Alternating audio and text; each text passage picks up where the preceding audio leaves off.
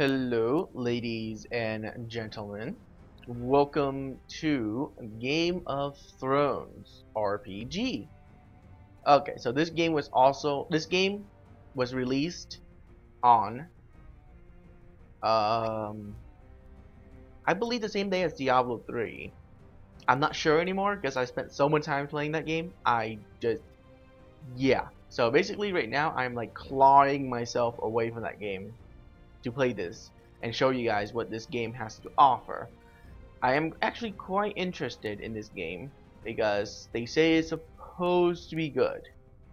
I don't trust games when they're claiming that they're good, okay? But people are saying that this game is okay for what it is.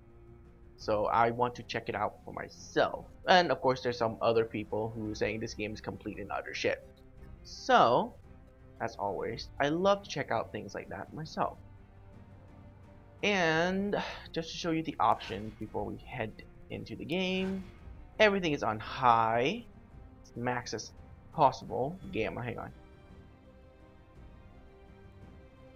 You know, if you're gonna make a slider, make sure it can freaking slide, not that you have to click. You stupid. Here you go. Now that looked like a sunset. No, too dark. That looked like a painting. There you go. Now that looked like a sunset. Okay. So yeah, game. Make sure subtitle is on. Good. Let's start a new game. Reduce difficulty, designed for casual gamers. Well, we'll go with Knight. Why was it default on Squire? Kind of weird. Whatever. Select. Let's do this. We'll see how bad or good this game is. A little bit background on the Game of Thrones. I have never played a Game of Thrones game before. Okay, because there was one that was released. I've never read the book, and I never watched the movie or series. Okay, I know of Game of Thrones, but I never experienced it in any shape or form before. So this is my first. So any lore that is in the game that I don't understand and that you're supposed to watch the series or the book, I'll read the book, not watch it. But yeah, I won't probably know it. So let's go. Year 298. Westeros, realm of the Seven Kingdoms. The world has changed. The ancient Targaryen line of kings had its fire extinguished after reigning over the Seven Kingdoms for many centuries. Robert Baratheon's rebellion unified most of the realm's great houses under a single banner. That texture looks so bad. The fall of the Targaryens. Thus, 15 years ago, he acceded to the Iron Throne, becoming Lord of the Seven Kingdoms. God, that is horrible textures. Far from the Game of Thrones and political intrigues, far to the north, in the land where winter seems never to die, a border cuts the continent in two, the Wall. The Night's Watch has been its guardian for thousands of years, protecting the realm at all costs from wildling attacks and other menaces from beyond. The danger is constant, the cold is bitter, and death is sweet for those who fall. At times, even the bravest warriors give up and attempt to escape this white purgatory. What? Well, no, I did not understand any of that. Okay, somewhere south of the wall. Am I supposed to know where the wall is? You haven't explained what the wall even is.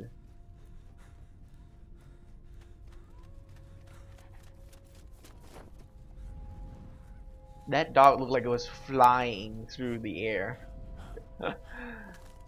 Oh, this is gonna be a fun playthrough. If this game is easy and I can just breeze through it, I might actually complete it just to see how funny it will be. So far, the graphics is just bad. This is like a 2005 PC game.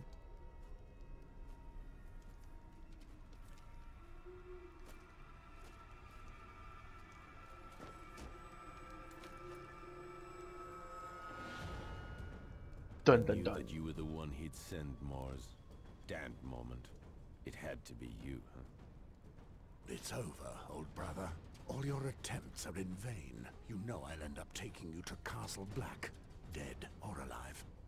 Why not let me get away for old time's sake? After all, we're brothers. You betrayed us by attempting to escape, my friend. My duty is to bring you back. You know there's only one way to leave the Night's Watch. I'm sorry, Mars, you leave me no choice. The lip sync is fine, but the lip movement is weird. Shit.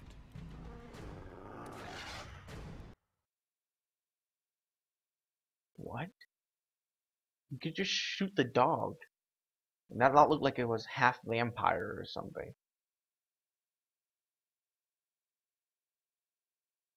Present day. Is it gonna read that to me? I guess not. 15 years. It's been 15 years since you abandoned your family and your land to walk the icy stones of the wall. The sole barrier against the darkness that threatened to sweep down from the north. Your crime was choosing to act with integrity in a world divided between those who command and those who serve. In return, you were given another choice.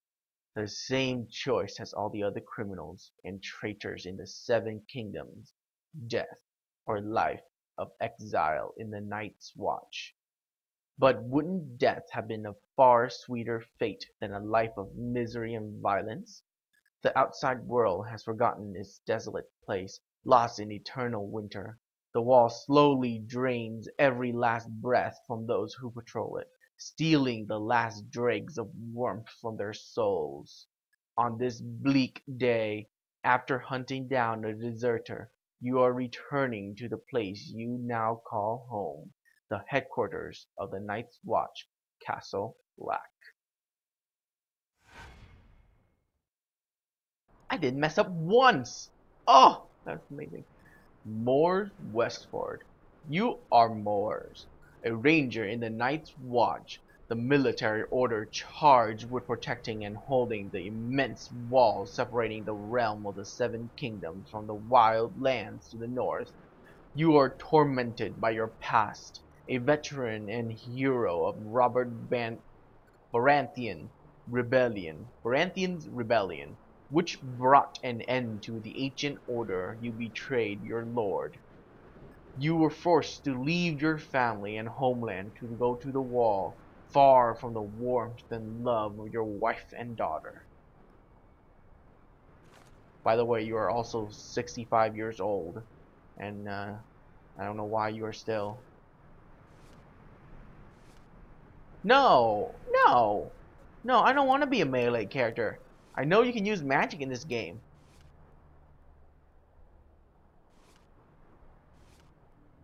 Okay, since it's making me do this, I'll be the tank of the group.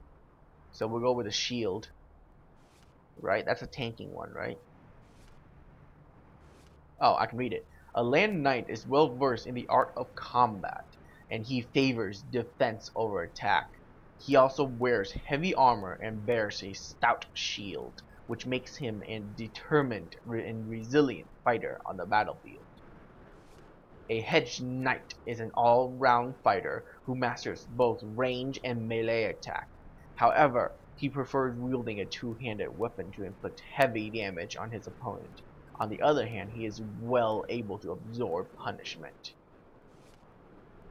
The Magnar is a fierce warrior who favors melee combat, prizing brute force over finesse. A Magnar fights with a weapon in each hand and wears medium armor.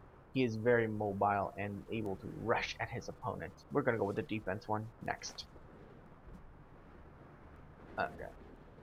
Strength increases damage inflicts on your enemies, the power of your critical hits, and physical resistance to hits. You suffer less damage from attacks, basically. What? How did I highlight them? Oh, okay. I had to put one weird. Intelligence. Improve your chance of negotiating for lower prices.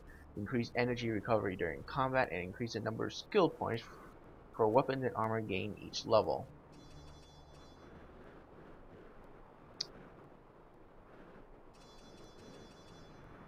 Ah, like Skyrim. Not Skyrim. Fallout. Okay. Damage. Attack speed, hit chance, and deflection. Luck. Bonus loot, dodge, and critical chance. Don't care about that. What about endurance? Health. Health recovery. Well, we're going to increase that to 10. We're going to increase strength to 10. And we're going to put the rest into intelligence. Well, you know what? I want my intelligence to be the highest. There we go. Who cares about agility, right? What does it do? Attack speed, don't care. I'm going to be blocking and defending and let my party attack. Hit chance, I don't need to hit. I'm defending. Deflection doesn't use a shield. It actually I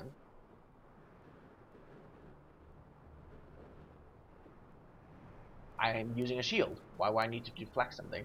Luck increases chance finding extra loot, dodge, and critical hit chance. Don't care. I'm good at borrowing, so I'll be a merchant-esque. Okay. Next. Ah! Skill points. Well, we have to get this. Alright. Self-defense. Unleash a series of strikes. Okay. Taunt. To read all opponents with your rapier to incite them to attack you with a range of 10 meters. Stun your opponent by slamming your shield into space. Nice. Well, we're gonna take the group control here. You show your true potential when surrounded, and all members of your team, yourself included, inflict more damage when 3 or more opponents attacks you. Okay, temporary increase your damage resistance. We're gonna take this one.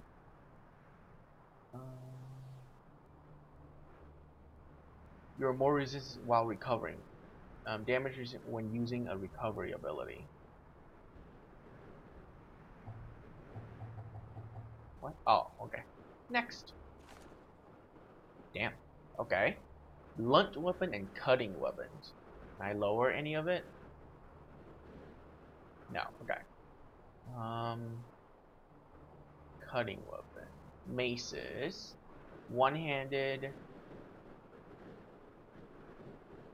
Blunt. Ah, we don't need projectiles. Okay, so we're gonna go with.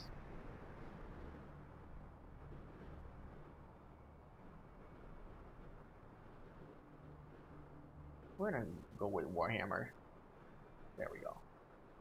Next. Good God. Strength and weakness.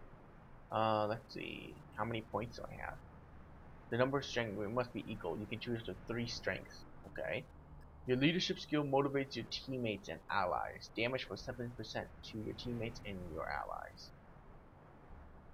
Leech. If your opponent is bleeding, damage plus 15. Deflection plus 6%. 2 extra skill point earned per level. 2 fewer skill point earned per level.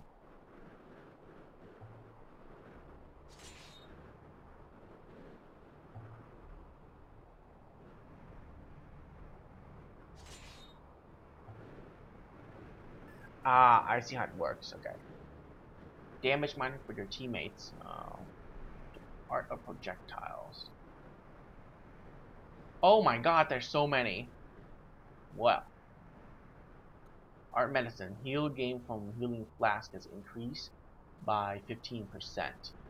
Now, poison, inflict stun, critical hit damage resistance. Chance bonus loot, critical hit, accurate, ambidextrous, attack speed, damage against two-handed weapons, Hit chance, damage resistant using a shield. Here you go. What does that get rid of? Basically the opposite, right?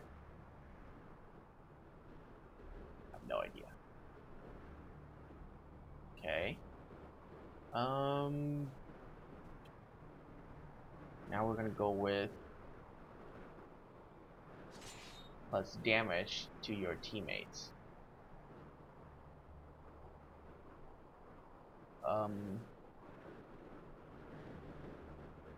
We don't need deflection.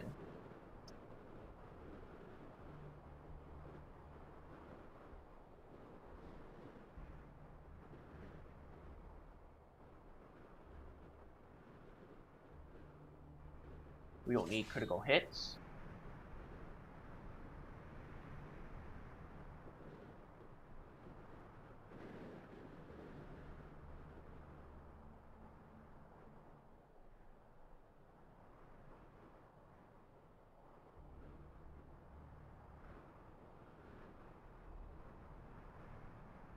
We don't need that. We need 2 more points.